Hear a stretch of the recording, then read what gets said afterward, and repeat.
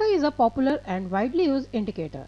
RSI is a price following oscillator, and as the name indicates, it measures the relative strength of the stock. Most analysts use RSI amongst other set of indicators they use, and it is one of my favorite indicators. RSI oscillates between 0 and 100 level. Its important level are 70, 60, 50, 40 and 30. 14-day RSI is a popular one. It is mainly used for checking momentum and oversold overbought range. Here one important thing to remember is that use of RSI in ranging market is different and in trending market is different. So before analyzing a chart based on RSI, first we must get clarity on the trend in place or whether the market is in range or not. If we make mistake in doing this, we will make mistake in interpreting that particular indicator. RSI is used to know overbought and oversold levels that emerge in short-term cycle of a long-term trending market. When RSI is above 70 levels, the stock is considered overbought, and when RSI is below 30 levels, the stock is considered as oversold. RSI tells us whether the stock is uptrending or trending down.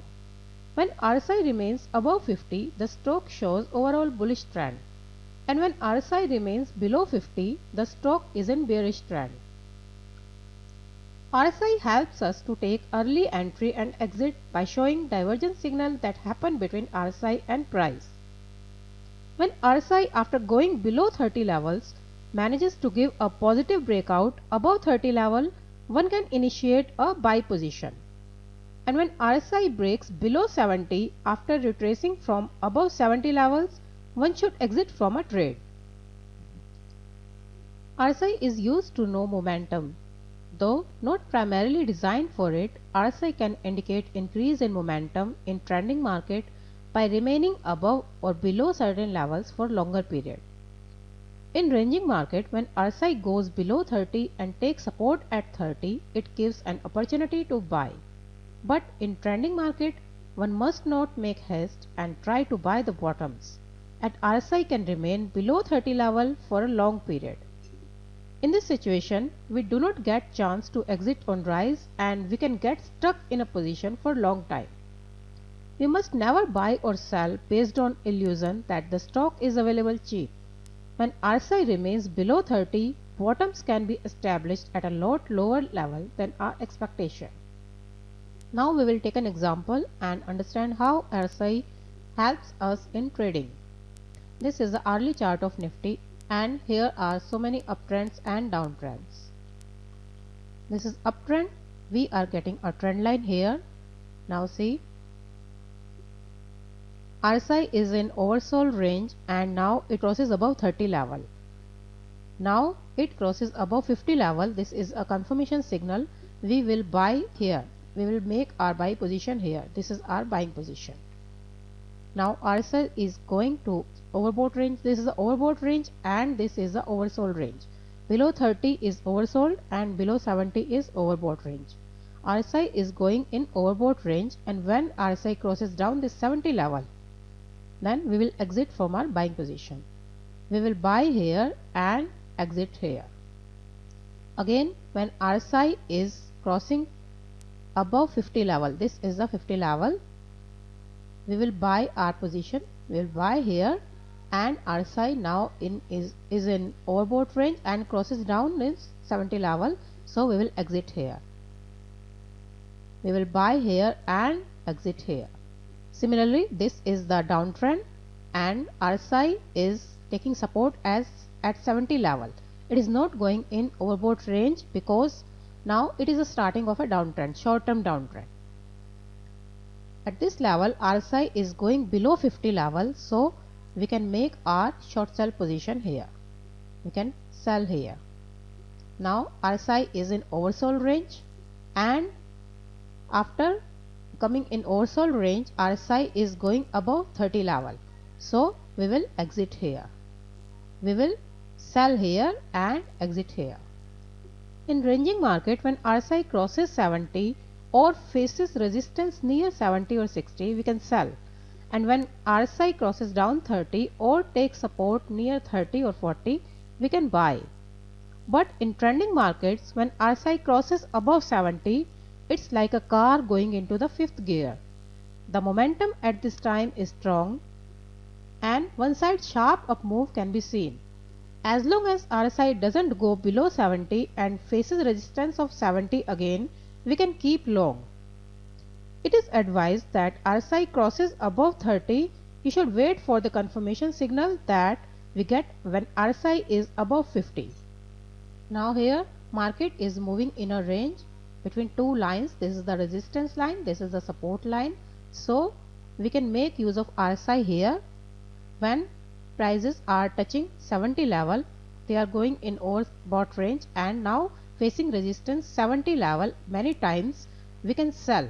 We can sell here, and now RSI is going in oversold range and now again facing this level second time, so we can buy here. This will be our buying position.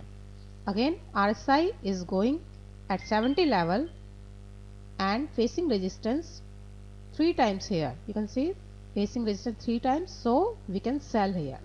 So every time when we get a resistance near 70, we can sell, and every time when we get support at 30, we can buy. This was the case when market was in sideways trend, but now market is in trend.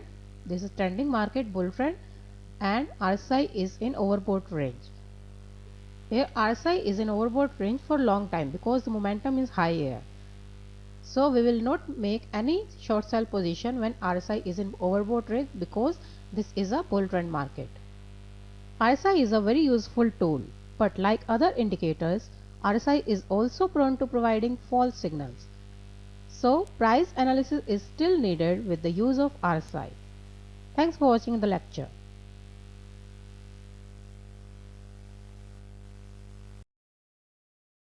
Also, the troughs or lows of MACD is going in upward direction, so this is called the bullish divergence.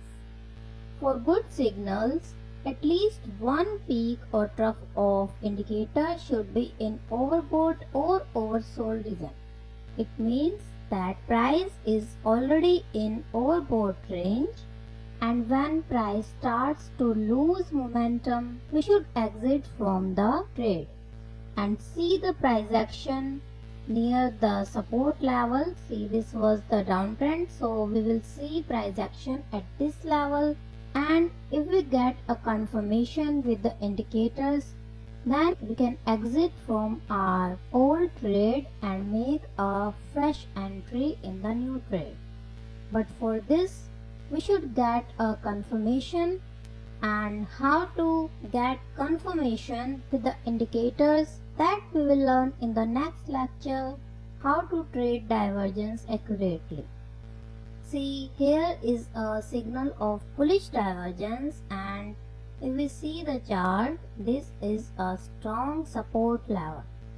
You can see here prices are taking support, so this was the support level, and when prices reach at this level, at this support level, there is already a bullish divergence, so we can make our buying position. But for this, we should draw a trend line for this trend. That we will learn in the next lecture, how to draw these lines for the trend and for the RSI also. Thanks for watching. I'll see you in the next lecture. Divergence is the most commonly used concept in trading, and it acts like a leading indicator because it gives a trading signal before a reversal. But sometimes we get confused about the point where we should make entry based on divergence signal. To solve the problem, we should draw a trend line on RSI also. If we get a negative divergence between two peaks of RSI, we should draw a trend line on the corresponding troughs. And if we get a positive divergence between two troughs of RSI, we should draw a trend line on the corresponding peaks. We can make entry when RSI break the trend line. The strategy can be applied to any time frame and gives around 95% correct signals. This is the early chart of Facebook Incorporation. We can see here that prices are going in upward direction, but RSI is giving us a negative divergence here. So the peaks for giving us a negative divergence, this is the peak 1 and this is the peak 2. The corresponding troughs are, this is the